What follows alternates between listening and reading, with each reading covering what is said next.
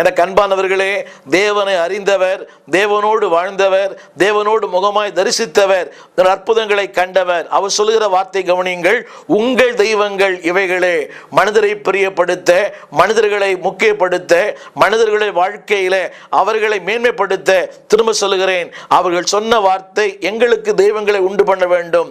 அன்பானவர்களே, தேவன் அறிந்த ஒரு மனிதன் அதற்கு மறு உத்தரவு சொல்லியிருக்கலாம், அதற்கு எதிர்ப்பு தெரிவித்திருக்கலாம், இல்லையே அவர்கள் செய்யத்தகாத செய்கிறார் என்பதை சுட்டி காண்பித்திருக்கலாம். அவர்களை சுட்டி காண்பிக்க தவறின ஒரு மாபெரும் ஒரு வீழ்ச்சியை இங்கே நாம் பார்க்கிறோம். நடந்தது என்ன? 7ஆம் வசனத்தில் ஆண்டவர் சொல்லுகிறார், உன் ஜனங்கள் தங்களை கெடுத்து கொண்டார்கள். இதுவரை என் ஜனங்கள் என்று சொந்தம் பாராட்டின கர்த்தர் இங்கே தன் ஜனத்தை வேறு பிரிக்கிறார். அவர் சொல்லுகிறார், உன் ஜனங்கள். இதனுடைய விளைவு என்ன தெரியுமா? ஜனங்கள் புசிக்கவும் குடிக்கவும் விளையாடவும் எழுந்தார்கள். இவைகள் ஒரு ஆரோனுடைய தவறான தீர்மானம். மக்களை மையப்படுத்தி, மக்களை பிரியப்படுத்தி, கடைசியாக வேதம் சொல்கிறது 10ஆம் வசனத்திலே ஆண்டவர் சொல்கிறார், என் கோபம் இவர்கள் மேல் மூண்டது. அன்புக்குரியவர்களே, அது மட்டுமல்ல, அடுத்த 28ஆம் வசனத்திலே அன்றைக்கு ஏறக்குறைய 3000 பேர் விழுந்து மரித்து போனார்கள்.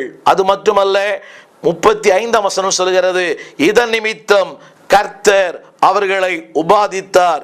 இதன் நிமித்தம் ஆரோன் செய்த கன்றுக்குட்டி நிமித்தம் கர்த்தர் அவர்களை உபாதித்தார். பாருங்கள், ஒரு ஊழியன் ஆசீர்வாதமாக இருக்க வேண்டியவன், ஜனங்களுக்கு ஆண்டவரை மையப்படுத்த வேண்டியவன், ஆண்டவரை முக்கியப்படுத்த வேண்டிய ஒரு ஊழியன் ஜனங்களை மையப்படுத்தி, ஜனங்களை பிரியப்படுத்தி, வேதம் சொல்கிறது, ஆதியாகமத்தின் புஸ்தகம் 32:35 சொல்கிறது, அவன் செய்த ஒன்று நிமித்தம் கர்த்தர் ஜனங்களை உபாதித்தார். என் அன்பு ஊழியர்களே, நீங்களும் நானும் ஜனங்களை ஆசீர்வதிக்கும்படி அழைக்கப்பட்டவர்கள். உங்கள் மூலமாகத்தான் ஆசீர்வாதம். அதற்காகவே கர்த்தர் உங்களை அழைத்தார், உங்களை தெரிந்து கொண்டார். ஜனங்களுடைய சாபங்களுக்கு அல்ல, ஜனங்கள் வாதிக்கப்பட அல்ல, ஜனங்கள் ஆரோக்கியமடைய, ஜனங்கள் செழிப்படைய, ஜனங்கள் வாழ்வடைய உங்களையும் என்னையும் கர்த்தர் தெரிந்து கொண்டார். இந்த அதிகாரம் மிகுந்த துக்கத்தோடு முடிகிறது.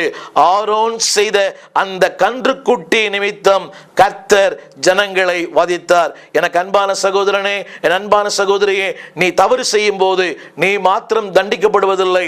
நீ தவறு செய்யும் போது உன் சந்ததி தண்டிக்கப்படுகிறது, உன்னை சார்ந்தவர்கள் தண்டிக்கப்படுகிறார்கள், உன்னை சுற்றி இருக்கிற மக்கள் பாதிக்கப்படுகிறார்கள். எனவே அவர்களுக்காகிலும் நீ கர்த்தருக்கு பயந்து, கர்த்தரை மையமாய் வைத்து நீ வாழும்படி உங்களை அன்பாய் கேட்கிறேன். இரண்டாவது ஒரு மனிதன், தேவனுடைய தாசனாகிய ஆபிரகாம், விசுவாசிகளுக்கு தகப்பன் என்று அழைக்கப்பட்ட ஆபிரகாமின் வாழ்க்கையிலே ஆதியாகமத்தின் புஸ்தகம் 20ஆம் அதிகாரம் 10ஆம் வசனம்